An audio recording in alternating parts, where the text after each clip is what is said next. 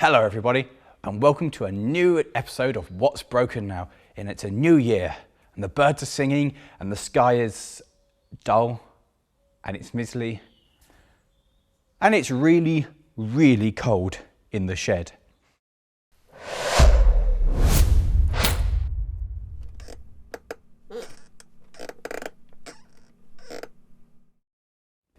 So you guys will all have seen the previous videos that have dropped this week, which were the first episode of What's Broken Now, the second episode, and now you're up to speed with episode 3, just so you feel part of this adventure and just a refresher so you know where we are now.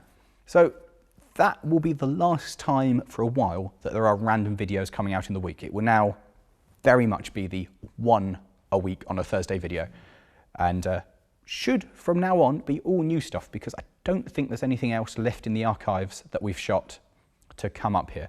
So moving on from here, I now have 4 working vehicles. I lost one, which was the 106. The 106 died. It's been threatening to die for quite some time, but finally the alternator packed up. And as I've been driving to work early in the morning in the dark and then coming home in the dark, it turns out the alternator is actually quite important for running your lights. When the alternator dies, the power steering doesn't run off the battery, it just stops working, which is like an indicator to your alternator's died. Anyway, stopped using that. So that went away for repairs, and it's now had new brushes in the alternator, and now that works. And at the same time, we had a look at the bearing noise, which turned out it was the drive shaft. So it's had a new drive shaft put in, and it now no longer makes horrible noises as you go around corners. We did, however, open up the gearbox to top the oil level up on the hopes that maybe that was the problem with it. And as we unscrewed the filler plug, it was very furry. That was the remains of my synchro on second gear. So anybody know of a gearbox for a Peugeot 106 that they're looking to get rid of? Put a comment in the comment sections with where and how much, because I could do with a new gearbox now. But apart from that, the car is fine and well. Other things that work are the MR2, kind of. And the car won't start. So I've got the charger on it right now, and I'm pretty sure I'm going to go out there now and it's going to fire up.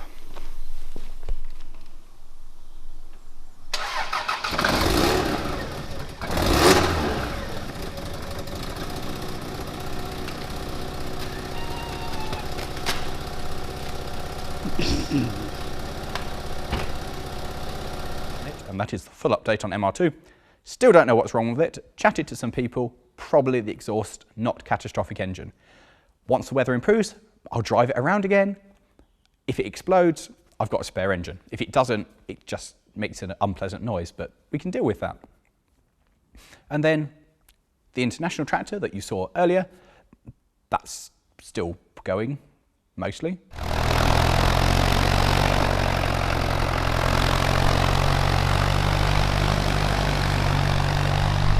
Also, some of the filters have now turned up, so I've got the fuel filter I need. The oil filter hasn't turned up, but the new governor, the little diaphragm, has turned up. So hopefully by this time next month, we'll have done the service on it, put the new oil in it, and as suggested by GoSport Jamie, I'm going to put some injector cleaner in there as well, and hopefully it'll be running a lot happier. And we might even, give it a clean. The Massey Ferguson 35. Well, the radiator's come back for that, and between the 3 of us, we reinstalled it. And we gave it a very good clean, because it was filthy, and it looks a lot better now.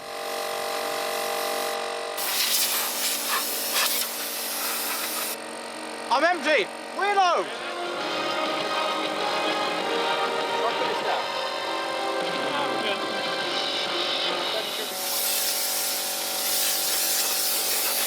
Oh God, the wind changed. The wind does not like it. We're going through this quite quickly. Clear the area.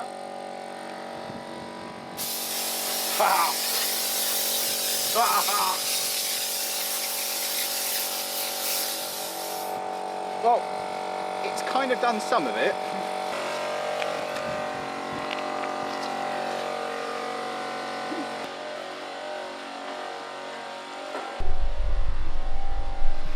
Have you seen this before? Oh. What is that? I like it. Jeffrey, this is the instrument of my dreams. Where did you get... Don't ask. You'll have to see. You have to believe. I like Jeffrey was just like, we need a scraper.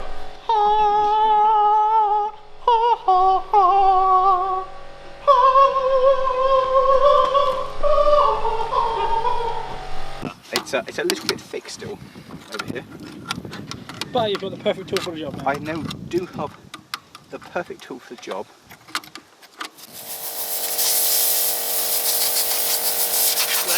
Oh, that's in my mouth. Oh, the scraper struggles in there, doesn't he? It just needs a little bit of encouragement. It does. Are you doing the encouragement? Yes, I'm doing the encouragement. This is my reconditioned radiator, which looks nothing like the one that I dropped off. It looks almost brand new. And that's good, because it might actually keep water in it this time round. So now we've cleaned the tractor, we're going to go fit it. I swear to God this is the cowling that it went with. Bar on the top, meant to go on top.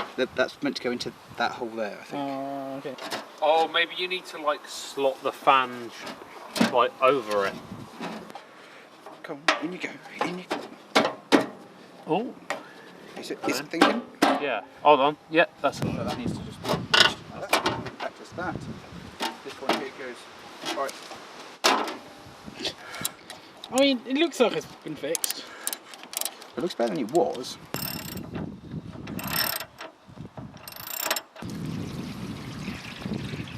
Seems to be leaking from the top. Let's put a hearty slug of antifreeze into it. This is not going to be torque to spec, I'm afraid. I need to buy a torque wrench. Click. Okay. That's mud.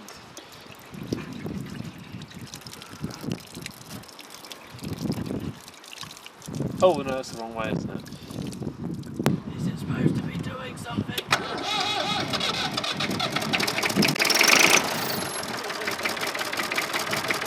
Is it pissing water out? No.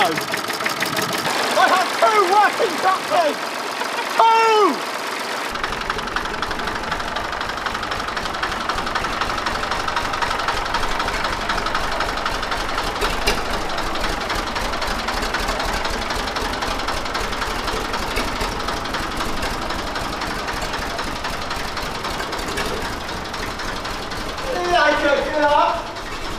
And with a new radiator in it, it no longer leaks.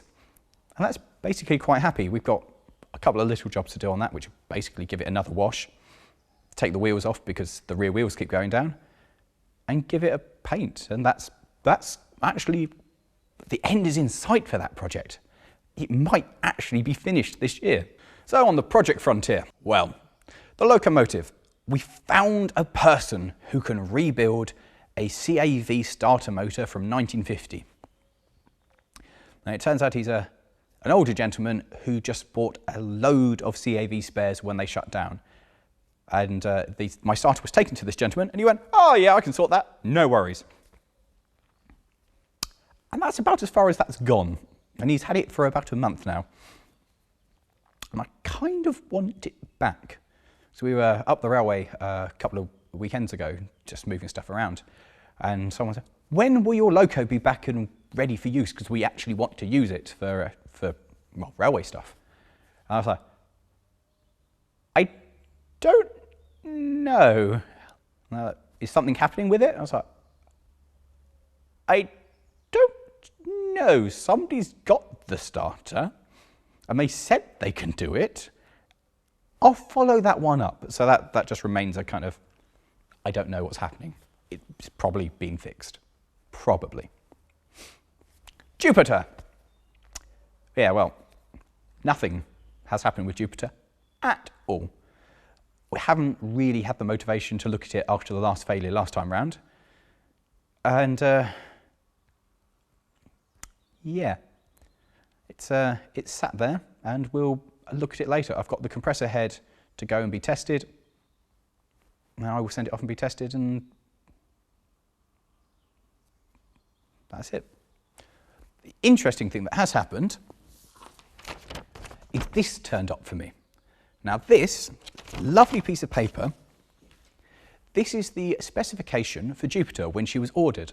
I met a chap who was the head of sales for Dennis and he sent me through a load of useful information including the workshop manual and the parts list, which is going to really help sort out whatever is wrong with that.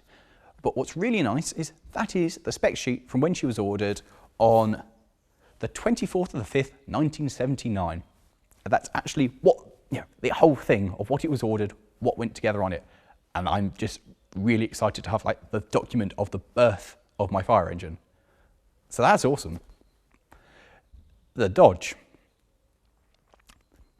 Well, the Dodge has kind of got lighter. We pulled more stuff off it and found more rust.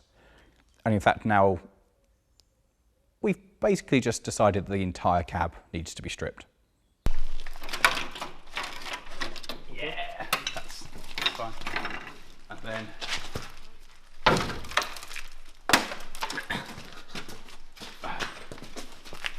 oh yeah, there's a lot of rust in that. That was an important part of the bumper. I think it all was at one point. I mean, that is... Oh, don't put... That wasn't even attached. It was until you pulled it off. Oh dear. This is literally cornflakes. I shouldn't be able to break an inch thick of steel like that. Oh yeah. Hey! That's it's no bulb in that.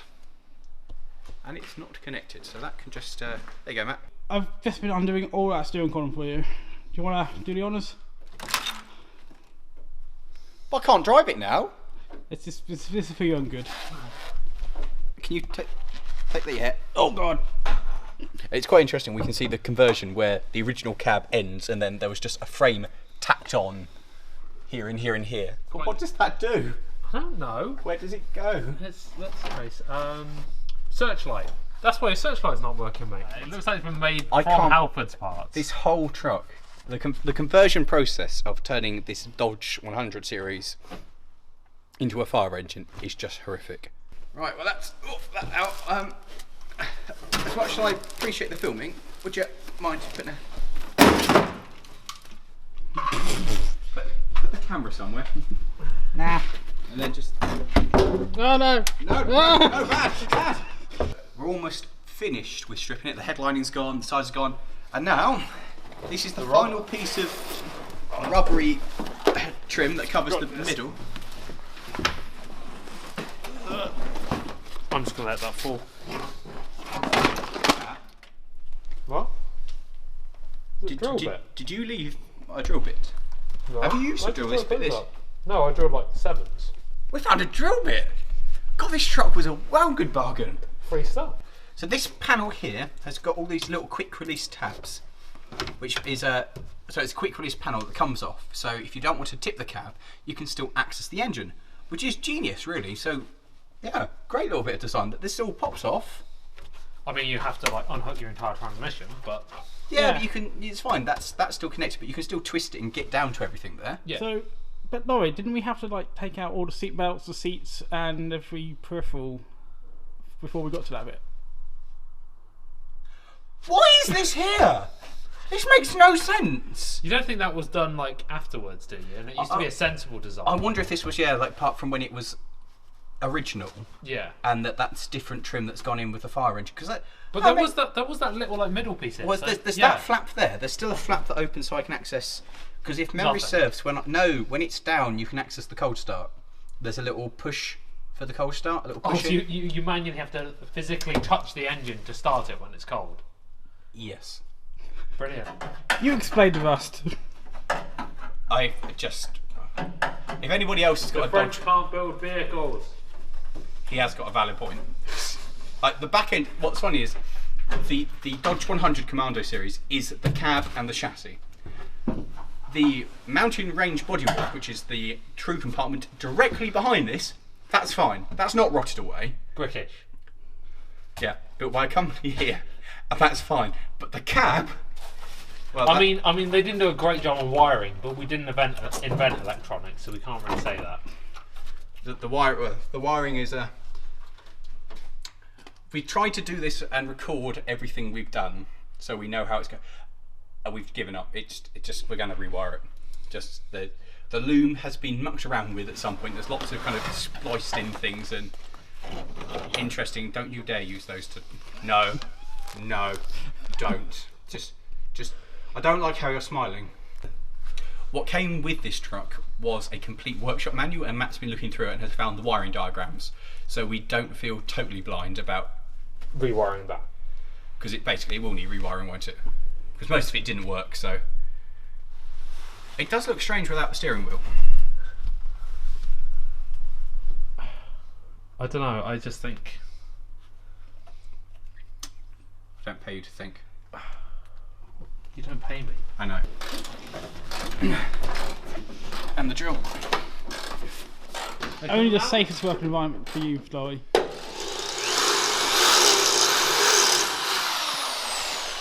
I've got goggles on, and I've got steelies on, and gloves. What more health and safety stuff do you want? This is fine. I really have mangled that one as well. Can you hold that and position it? What? Can you hold the drill bit? Like that. Right, you position. Okay. There? No. There? Go for it. That works. Teamwork. Teamwork right there. And no one died. Well, I'm off. I don't know about you. Right, and now that's still not loose. We take safety very, very, what's the word I'm looking for? Laxly. No. Important, crucially in fact, at Laurie's Mechanical Marvels. Matt has been trained at working at both heights and using a screwdriver. I haven't. Shh. There's a paper trail that says you are. Oh, okay. I've done all the paperwork for you, don't you worry. We need to redraw all these. It's alright, it's nice thick steel as you can see. And the drill goes... I'm waiting for it to go through his arm. There's plenty of give on the other side for that, that's fine. As you can see from the pile of stuff, we've had a busy day. Is it a vehicle if it doesn't move? Technically at the moment it's a sculpture. It's a piece of modern art. It's a memorial. What are we even supposed to do with this? Is anyone going to tell him how bad it is? Because I don't want to do it. Are you going to do it? What are you mumbling about? Nothing. That's what worries me. I'm just getting this panel off now, which has been taking violence and not finesse. I think we're just about to see the top starting to come loose. Fortunately, it does appear to all be just crimped on. Yes. So this is now starting to come loose. Assume the position. Oh, Well, that came. I think we've got it. Matt, what are you going to do with it now? Lower it. How barren does it look? Oh, I can't lower that. Hold on. I can't lower that at all. It's fine. Got it? Hmm. That's not all holes. It's just a bit holy. That looks so barren. It's really weird because you can really see the conversion. You can see where the cab is meant to be round here, which is the bottom, which wiggles because it's all rotten into there. Yeah. And obviously doesn't have anything attached there anymore. No, but that's the bottom of this is a bit bad. yeah, that's what I thought. I don't think that needs... You can replace it, but I don't think it needs replacing. It's not actually structural. I wasn't thinking of replacing it, I was thinking of just accessing it to get to round there where you can stick your finger in it. There's quite a lot of work to do, and I'm realising that there's a lot of work that's going to be quite difficult, like this bit of the roof that's started to come off, which means I need to lift the roof now, which I wasn't anticipating doing because I thought the bottom of the cab was bad, top was good. Turns out it's not the case, but the bottom pretty much everywhere is wrecked. It's a new bottom of the cab job for this, but a big shout out to Jeffrey and Matt who have given me quite a few days now of just attacking it and pulling bits off it and taking the mick out of me quite a lot. The rolls. The rolls is actually still away being sorted because once the first problems have been solved, it started throwing up a brake warning. And the system works with somewhere there's a tiny little spring inside the inlet manifold of the engine. And this is broken. So one set of brakes aren't working. So A, it doesn't stop very well. And B, it's just not right. It needs to be sorted. Now, my mechanic's words were something along the lines of, what a stupid design to put the spring inside the inlet manifold. Fill the gaps. He wasn't best impressed. So that's just sat awaiting him to get the motivation, really, to attack it. He's taken it all to bits, and in fact, I think the new spring has turned up. That was like £6 for a spring. And he's just trying to be motivated to put it back together again. But that's progressing nicely. Well, the Lotus, which you can see behind me, it turns out it's made of wood. There are three basic options for this car. I don't like the carbs where they are now. I don't like the bulge in the bonnet. I think it ruins all of the lines of this really pretty car.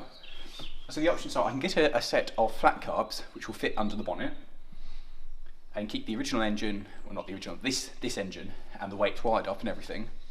I can swap this engine for the later Rover unit, which I think was used in the Land Rovers, which is a fuel injection, and it's slightly bigger. And it's, if you look in the JM1 Cars archive, it's the engine that James had in the Lotus Excel that turned up, and I'm sure was on the channel at some point. I don't know if we ever really looked at it, but James had a Lotus Excel with a, I think it's a 4.6 litre V8 in it,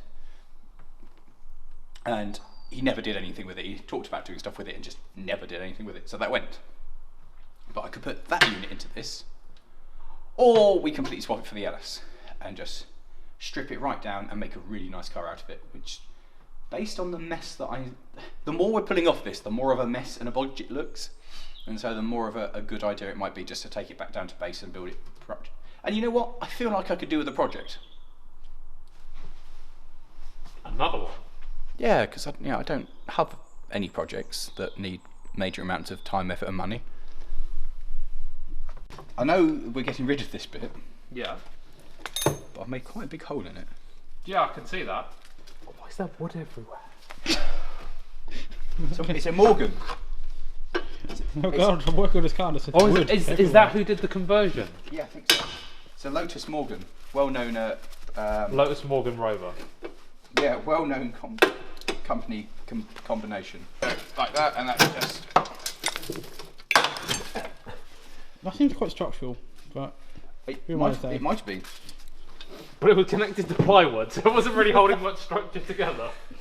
Oh, nice one though. That is going to make life a lot easier. Well done, that. Oh, and we've just got a single clippy cable, so these can just come out of the way. Sweet! Can you do this side as well? Yeah, What are you doing?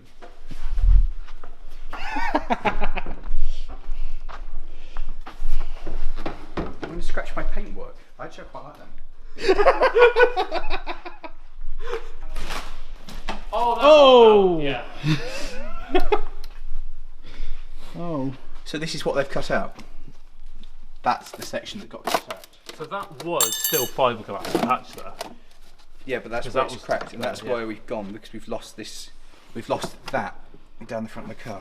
So that's cracked there. That's broken there because this. That should be a. There should be a. Who did this? Who thought that was a good idea? Who was like, oh, let's just take some of the load-bearing part of this car and disassemble. I know what's a good material that we could put into here. MDF, good quality, high cost, durable, doesn't rot. Not even plywood, not even hardboard, just MDF. That's right. They painted it in the original colour. This isn't original colour. This is all a special colour for it. They put a bit of MDF. They put. I've made a mess of the floor now. What epoxy? Who thought? Why? Why would you do that? Who?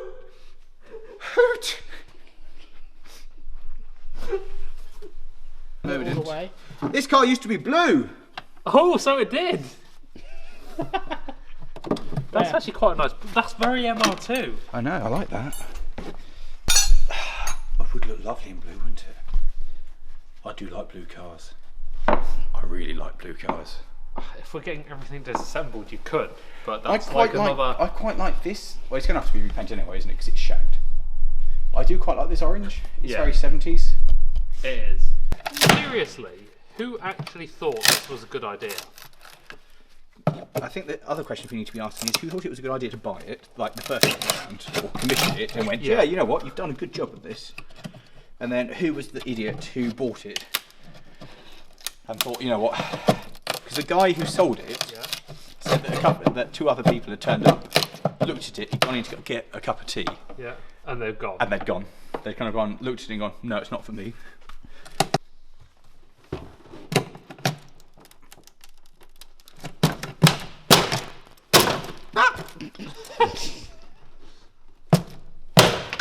Ooh. Yep, that did it. I thought we were reaching critical point. Oh, I see. There's some Wood screws. yes, Yeah. which hold this car together. I see. Don't go for the cable, man. There you go. What happens when you restore a house? That's like plasterboard and debris. Not when you're meant to be restoring a vintage Lotus. What a mess! Job well done. That's not as bad as I thought it was going to be. Wait, what? At least it's only that bit. You know, that's a repairable thing. We can repair. We can go from that to here. I think aluminium bracing across here, and then maybe we try and rebuild the fiberglass up. Yeah, I think that will do.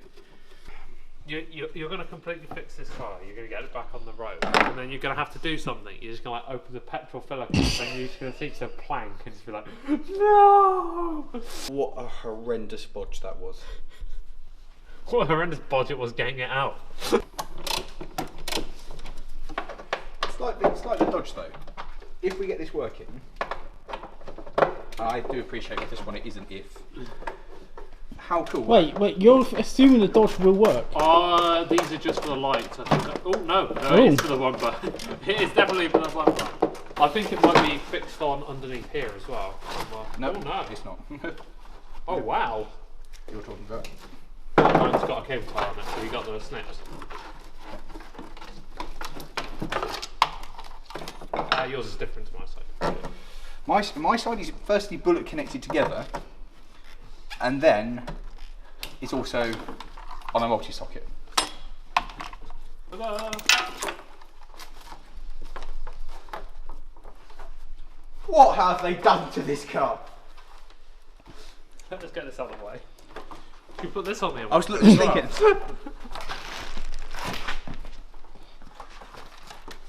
Oh yeah. Oh yeah, no, I like that. That's very good.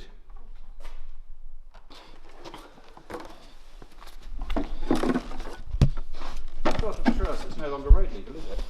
Why not? I've got no lights. Whoever did the conversion did not do a good job.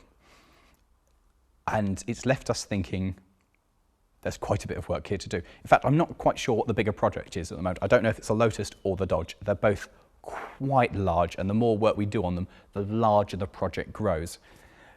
But the engine is going to come out of it next. It's the next big stage, I think. And thinking of an LS swap, as I said earlier in the clip. So Matt's a bad man for that. But it makes sense, doesn't it, to go to a lighter, more powerful unit and turn the Lotus into actually what it's meant to be, something a bit sporty and a bit cool, rather than something with a big lump of obscure Rover in it.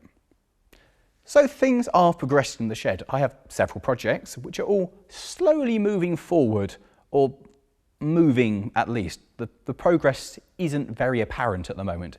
Things just seem to have got into more pieces and bigger projects. But I do have one more working vehicle than this time last month, so that's progress. And compared to the last 2 years, where I've had no working vehicles and had to borrow, say, the MG Z, what was it? It was a ZS, or my mum's car, this year is much better because 4 vehicles, including the car that has a roof on it and doesn't leak, is very good. So thank you all for watching. I hope you've enjoyed it, and I hope you've enjoyed seeing what's going on. Leave us a comment in the comment section. If you haven't already subscribed, please subscribe and give us a like, because it makes a difference to the YouTubey things. And Happy New Year to you all, and I'll see you next week.